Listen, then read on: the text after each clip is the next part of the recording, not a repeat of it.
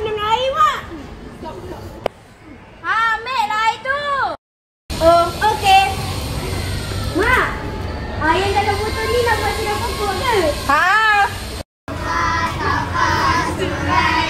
Tolong. Siapa nak tolong siram pokok? Ambil air botol air kat situ. Saya.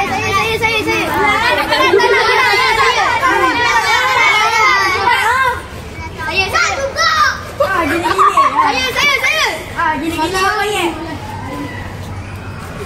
Baik, kau cakap bergila-gila. Yelah, kita buat bergila-gila.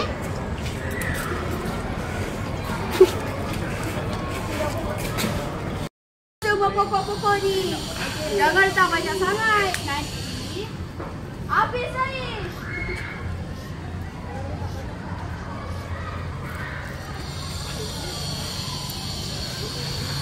Nah, Aimi. Aimi. Jangan membazir air macam tu. Tak elok membazir air. Kita kena guna air dengan betul. Supaya nanti kita boleh guna air lagi. Oh, macam tu. Okey.